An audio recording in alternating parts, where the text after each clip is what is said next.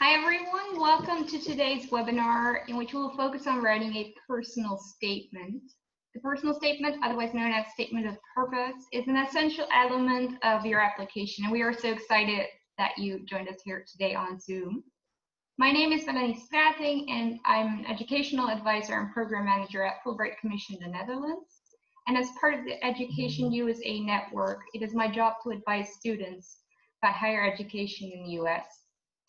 Today, however, I will only address a few household rules. Before I give the floor to our guest speaker, this webinar will be recorded and you're welcome to type your questions into the Q&A box.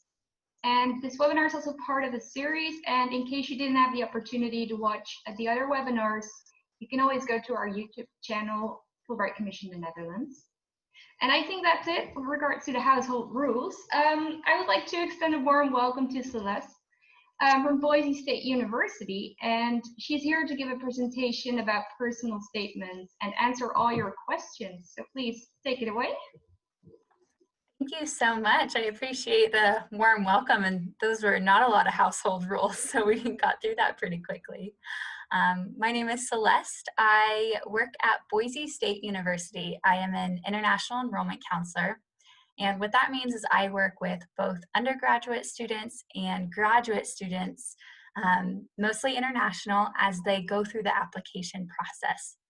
Every point in the process, from when they first submit their application, or maybe I meet them at an EducationUSA fair, to the point that they're going through the student visa process.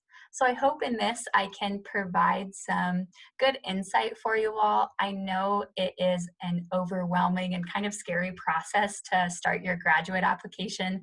I was there just about a year ago as I applied for my master's programs, so I understand how you're feeling. And I hope that this presentation is informative for you, and I hope it's fun for you as well. Like we already went over, the Q&A function is there for a reason. Please put any questions that you have in that box, and we can get to them at the end of the presentation. So just so you have some background about why I'm telling you about graduate applications, it's because I work at a university that has master's and doctoral programs. Boise State University is actually the largest graduate school in my state. So we are located in the state of Idaho, which is in the Pacific Northwest, and we are in the capital city. Like I said, we're the largest graduate school. We have 68 master's programs and 14 doctoral programs, and we are an R2 doctoral research university. So what that means, because you all should probably know this when you're going through the graduate application process, is that there is a distinction. So it's called the Carnegie Research Distinction, essentially, and there are rankings between R1 to R3, and it essentially tells you how much research activity and how much funding there is for research at that institution. Boise State is in the middle. We are an R2. We're also a public university. A little bit more information about Boise. Boise State in particular, we have 7 different colleges that students can pursue a graduate program in. So anything from the College of Business and Economics, you could earn an MBA or an accounting or economics degree, anything from that to more so in the STEM field, so computing PhD programs, engineering, we have quite a few in STEM. But then also we have graduate programs in our School of Public Service, so public policy, Masters of Public Administration, which is the program I'm in, and others. And then, of course, we also have education, arts and sciences, and health sciences. Some of the recognition, so you can see a little bit more about Boise State. We are one of the most innovative national universities in the country, and our College of Education is among the top 30 in the country. Within MBA programs in the United States, we rank in the top 100, and then our College of Engineering is ranked 141 in the country. It's important to take those rankings, as we would say in the United States, with a grain of salt. Don't take them too seriously. You can find amazing opportunities at all 4,000 universities in the United States, so it's important to really dive deep on that. And a little bit more about the City of Boise, because I love talking about it. So the City of Boise is the capital of Idaho, huge on outdoor recreation and recreational activities, lots of arts and culture because we're the capital city, so it's kind of the cultural hub of the state. And we have a ton of cool rankings that I love to share. So we're the #1 best place to live in the United States. We're actually the fastest growing city, which is not great for my rent, but a great place to be a 25-year-old. We're also one of the top 10 safest cities in the world. So that's really important to note when you're thinking about where do you want to live and where do you want to, walk to campus or walk to downtown. And then we're also the top 5 best entrepreneurial cities. So if you're interested in something like computer science or something like business, it could be a really good fit for you. But you aren't here to learn about Boise State. You are here to learn about a personal statement and then a statement of purpose. So before we get going, I want to launch a poll to see what you all think about the statement of purpose and a personal statement. So I'm going to launch that, and I encourage you to select the answer that you think is the best fit. And we'll wait for some of those to come in before we move forward.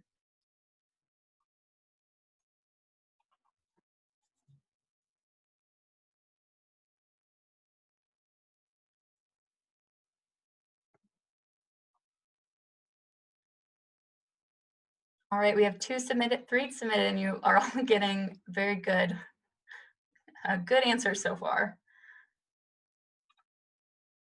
All right, we have waiting for 1, and we'll give it about 10 seconds to see what they think.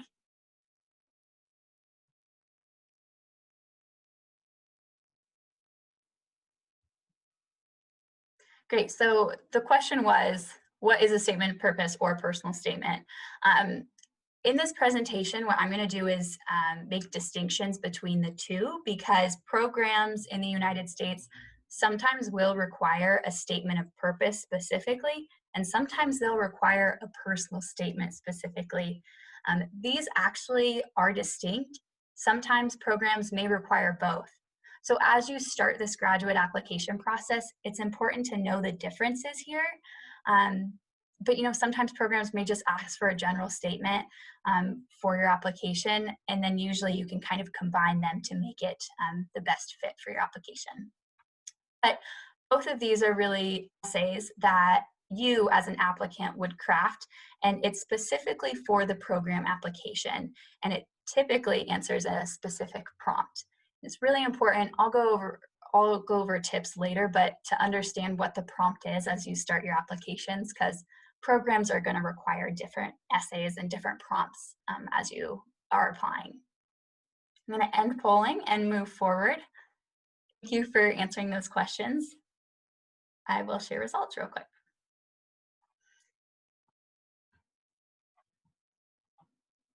Okay, so what is a statement of purpose? A statement of purpose, the best way I can describe it is what you want to do. The statement of purpose should convince readers, which are faculty members usually in your program, that you have very solid achievements behind you and like shown in your CV or your resume that make you a good candidate for graduate study and a good candidate for the program. So within the statement of purpose, you'll show information about your academic background, your professional background, your research interests, activities, honors, goals, and why the program is a good fit. For the statement of purpose, I have a couple tips on like how you should include that. So for the introduction of yourself, you should really tell them what you're interested in and what sparked your desire for the graduate program that you're applying to. And that introduction really should be short, to the point. In a statement of purpose specifically, you shouldn't be spending a ton of time on an autobiography of your personal life. A statement of purpose is really focused on your academic and professional background. So summarizing your academic career, this is a chance for you to summarize the research you took part in, summarizing an important paper or a project you completed, and really talking about any relevant work experience or volunteer experience that you took part in beyond your academic career. So it's a chance for you to show, okay, like, here is what I did outside the classroom, here's what I did inside the classroom, combine that, and how is that going to add value to the program? And then summarize what you've done since your bachelor's degree. So if you graduated and worked prior to applying to a grad school, you should typically indicate what you've been doing. So are you working for a company? Are you working for a nonprofit? Talk about that work, talk about your team, talk about your abilities. And this is a really good opportunity for you to indicate what you've learned and also how it's going to help you focus on your graduate studies, because you have a leg up. You have work experience already behind you. Talk about that. It's important not to skip that over. And then the why. So the why is really just an important part, because you should clearly be indicating what you would like to study in the graduate program, obviously, but it has to be in enough detail to convince the faculty that you understand the program, you understand their discipline, and you're engaged with the current themes in whatever field you're going into. That could be computer science. It could also be a master's in fine arts. Are you knowledgeable about what's going on in today's field? You can also indicate interest in working with particular professors at the university or their current projects. Sometimes programs actually require you to indicate that you want to work with a specific professor. Sometimes they don't, but it's important to know if they do or not. And what is a personal statement? So in contrast, a personal statement shows who you are. So really in the personal statement, you're showing anything that can give the program a sense of who you are as a person, and you can show any relevant challenges you faced and accomplishments you've done in the face of those challenges. You can show how did you develop interest in the discipline. So did it come from a random event when you were in your secondary school, or were you traveling and you found interest in something, or was project? Really, you're showing your personal interest in applying, and you're showing your passion. So with a personal statement, you can repeat information about your experiences that you've already said in the statement of purpose, but really you're showing experiences that show your promise as a student, that show your initiative, and show your ability to fight any challenges that you have faced. And I know that can be hard to think about, and I know it can be really hard to talk about yourself like that in an essay, but just know that faculty members and program committees, they want to see you and they want to see your personality. This is a great place where you can display your communication skills beyond the writing part, but really in the interpersonal communication skills. How do you write to talk to them? You know, are you writing confidently? Are you showing that you will add value?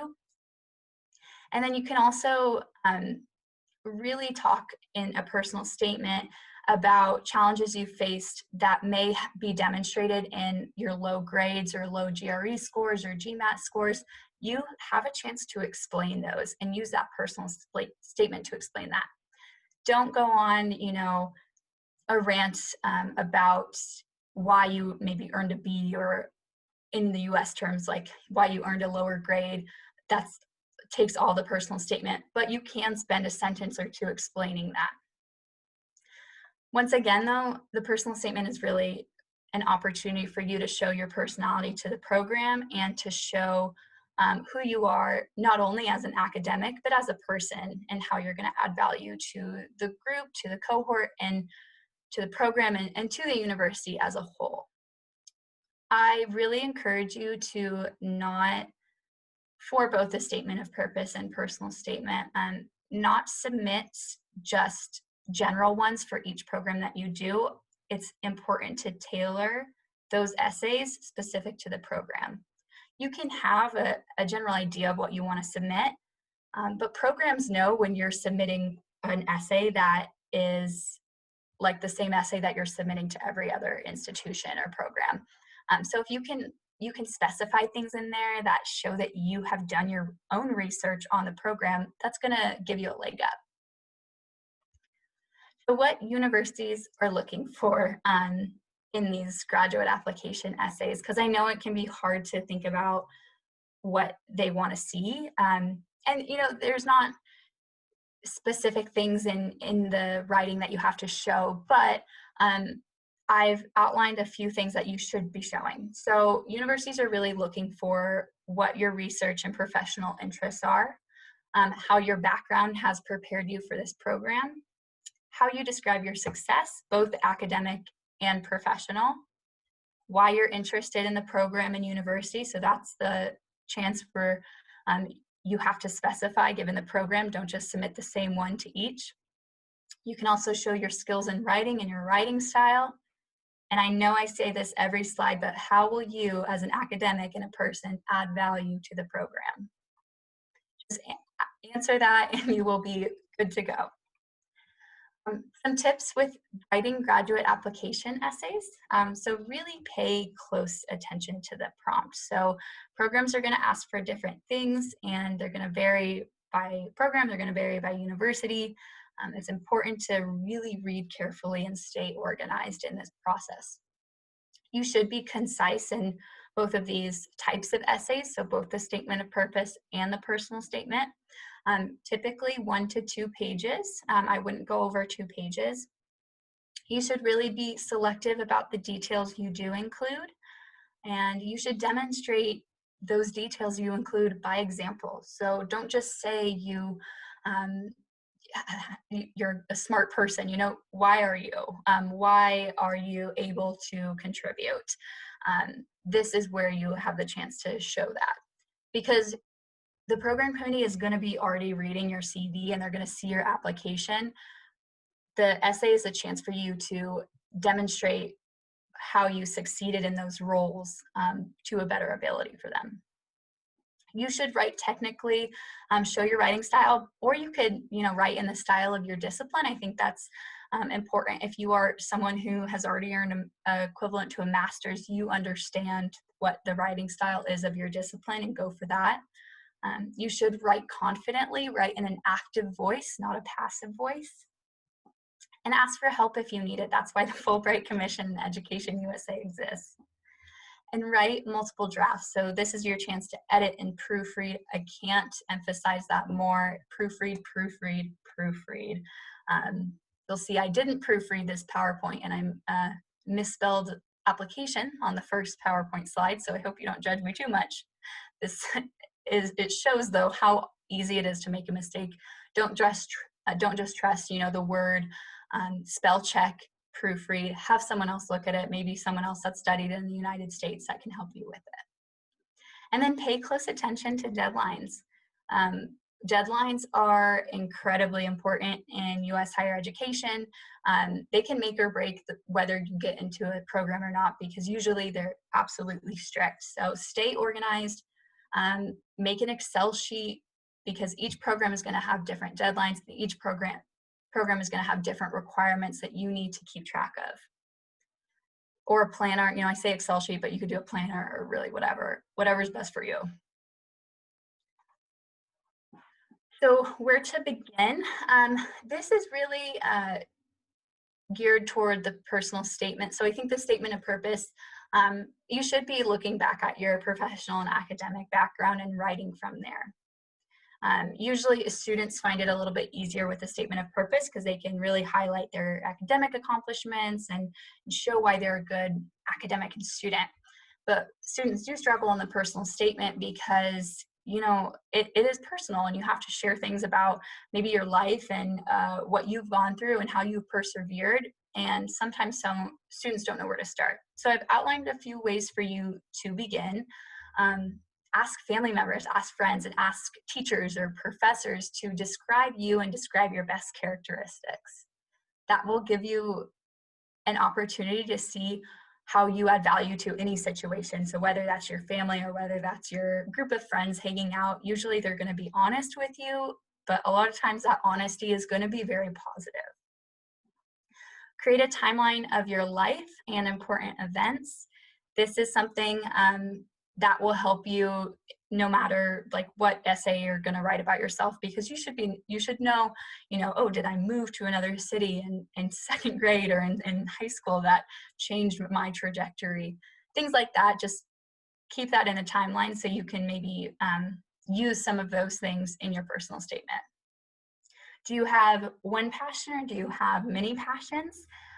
If you have many passions, how can you show that the program is going to be good for that? So like, is the program interdisciplinary? Are you maybe in computer science, but could you work with business students? Could you work with music students to do something? And could that combine your passions?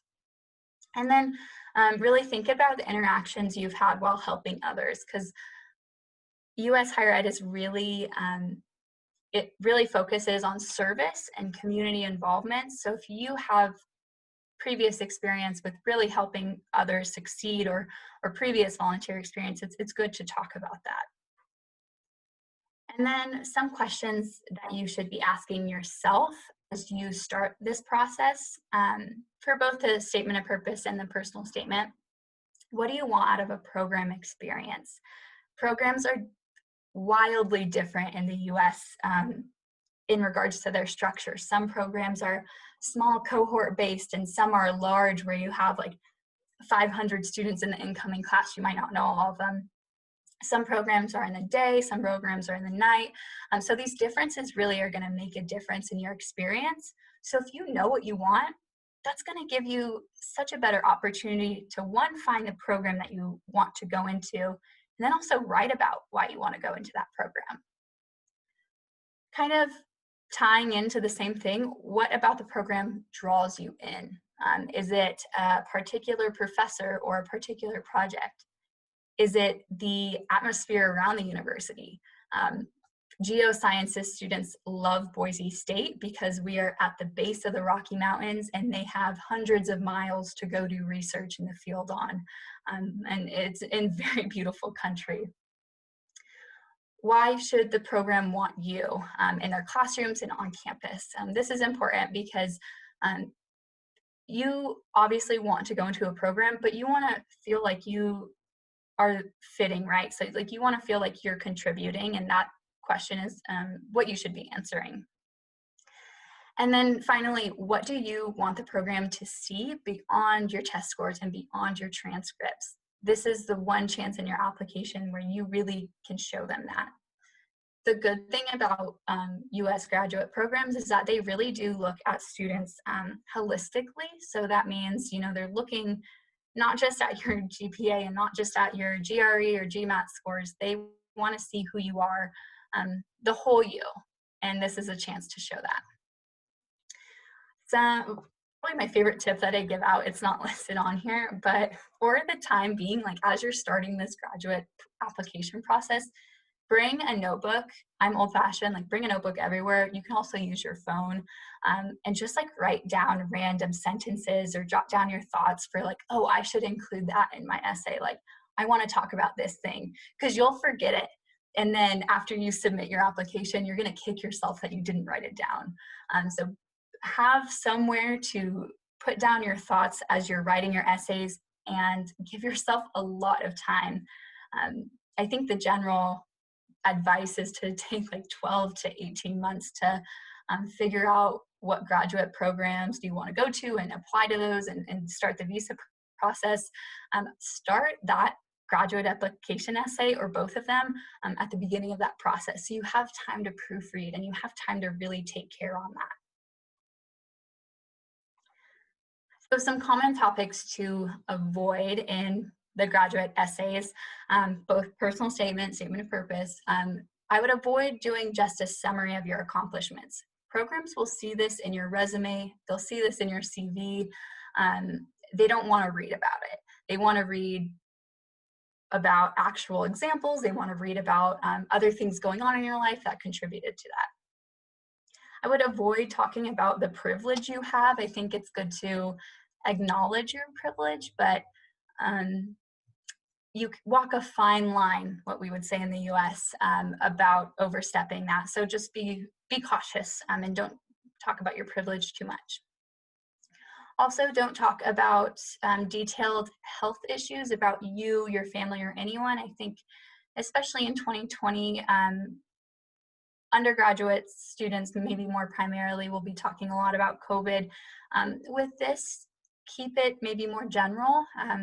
Don't go into detail about an issue. Don't talk about a legal activity. That should be pretty obvious, but even this is a good example. So states in the United States have different rules regarding alcohol, regarding things like marijuana. So just don't mention those types of things when you're writing your essay, unless you've done like very comprehensive research of the state that you're going into and the university you're applying to.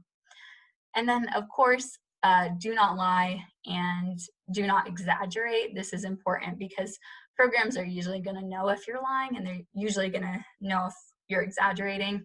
The internet exists for a reason. Programs can look you up pretty easily and figure out whether you're telling a lie or not, especially when it comes to like, oh, my research project won this incredible award. They'll probably be able to figure that out. Yeah. And also, when you're talking about something that may not be true, you're usually going to have an interview with them. So if you can't back up what you're saying in the essay to talk about in the interview, don't put it in the essay. All right. I got a little bit passionate about there, but I just want you guys to know that those are some topics to avoid. So some do's and don'ts on graduate application essays that go beyond just the common topics. So I'll start with the do's because they're more positive right now. We can wake up a little bit. Do write for your audience. So you're writing for your faculty, you're writing for your department. Do your research on that department and or maybe the lab in the department that you're applying to. Share your motivation and passion for the field. Be clear and concise, like I said, 1 to 2 pages. Use concrete examples, write confidently, and use I statements. Start early, get feedback, and revise. On the flip side, I also have some don'ts for you to take into account. So don't, I've already said this before, write one general statement of purpose or personal statement for all the schools you're applying to. Don't write in cliches. Do not just rewrite your resume in an essay format. Don't be afraid, though, to talk about yourself and your accomplishments. And then also, don't assume the person reading your essay knows anything about you or your experiences. So if you feel like someone who's reading it may not get something because you need to explain more, you should probably explain more. My favorite tip, honestly, is giving your essay to a friend of a friend who doesn't know you to edit it. If you have really good friends, they'll help arrange that for you. Because if that friend of a friend doesn't know anything about you, then they can help edit it for you. The biggest don't on graduate application essays is don't plagiarize. So plagiarism, the practice of taking someone else's work or ideas and passing them off as one's own.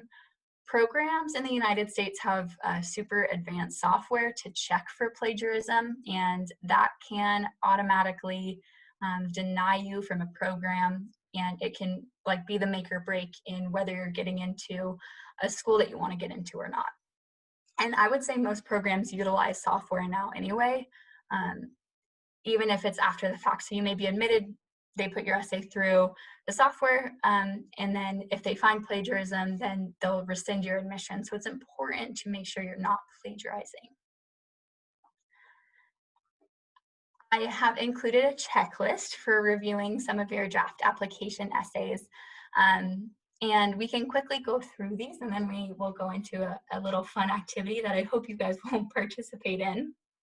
So a checklist for reviewing your draft essays. In your opening paragraph, ask yourself, do I quickly engage the reader? Does it describe a clear picture of who I am? Can the theme of my paper be seen here? That's all something that you should really strive to do in your opening paragraph. In the body of the paper, usually 1 to 3 paragraphs, you should be asking yourself, are my academic interests and goals clearly described? Are my examples of academic, professional, or personal accomplishments clear? And then can the theme of your paper be seen here? I don't think I went over this enough, but like Within your personal statement, you might want to consider having one theme. So was there one challenge that brought you through or something like that? And then in the closing paragraph, I summarize the main points I want the reader to remember? Does my conclusion leave the reader with a complete idea of who I am? Can, once again, the theme of my paper be seen here? And are you ending the paper in a positive manner? Programs don't want to read sad stories, unfortunately. They want to see that you took something sad or, you took a super intense research project, for example, and you twisted it to a positive light. And you are going to add a positive value to the program. See, we got one Q&A. We'll get to that at the end. Actually, this is a great question. So my essay can only be 300 words. Do you have any tips on what the most important things are to mention? That goes pretty well into our next question or our next activity. So I set up something for you called a 6-word memoir challenge. And basically I'll explain it. So a 6-word memoir challenge is to describe your life in 6 words. And you can put it in the Q&A or put it, chat it to us as panelists, and we can read some of the fun ones out. I'm going to give you all 3 minutes to do that. I'm going to play some Dua Lipa for you because I know you probably love it like I do. Hold on just one moment.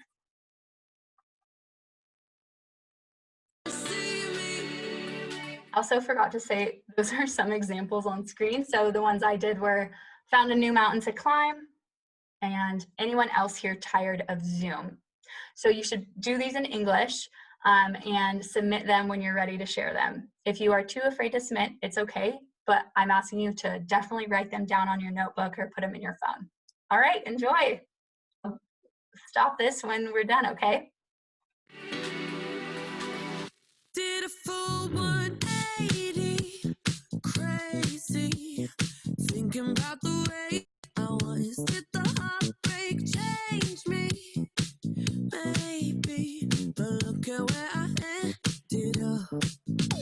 I'm all good already, so moved on, it's scary. I'm not where you left me at all. So, if you don't wanna see me dancing with somebody, if you wanna believe that anything can stop me, don't show up, don't come out, don't start caring about me now. Walk away, you know how. Don't start caring about me now. Aren't you the guy who tried to hurt me with the word goodbye? Though it took some time to survive you, I'm better on the other side. I'm all good already, so moved on, it's scary. I'm not where you left me at all. So, if you don't wanna see me dancing with somebody, if you wanna believe that anything can stop me,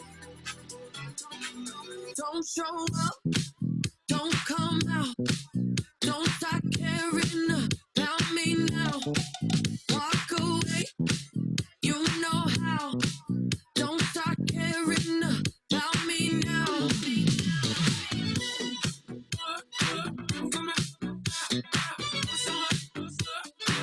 Don't stop now. I'm not where you left me at all. So, if you don't wanna see me dancing with somebody, if you wanna believe that anything could stop me,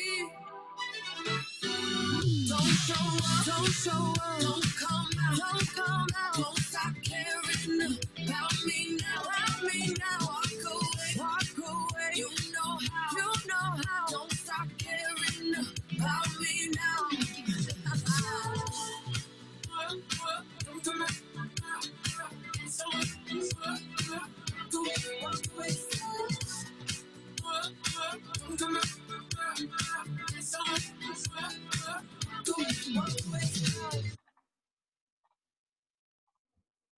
Thank you for sharing. Hold on, I'm gonna stop sharing the computer sound. Okay, thank you so much for sharing.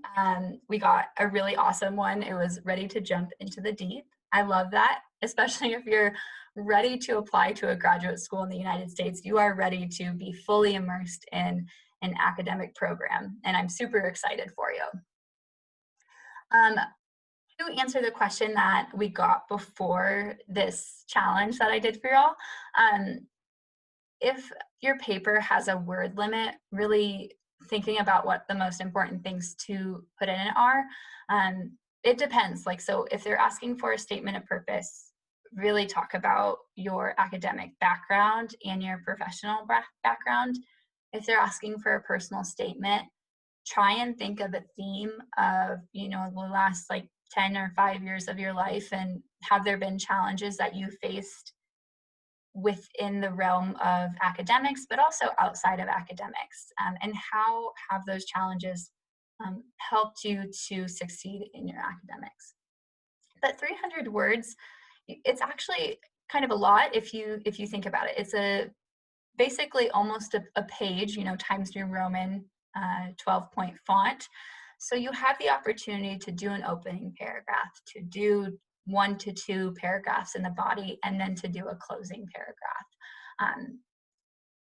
I highly recommend, before writing, if you are worried about a word limit, start with just an outline of the essay, and then kind of write within those outlines, and then you can track, you know, okay, well, I wrote this amount of words for my opening, you know, I wrote this amount of words maybe for my body, and then you can go from there. Your introduction doesn't have to be super long, and neither does your conclusion have to be super long. What they're looking for is really that the theme and the body of the paper. I hope I answered that for you. I know it's super confusing and super overwhelming, but I have full confidence that all of you all are going to do really good in this process. And you have such great resources.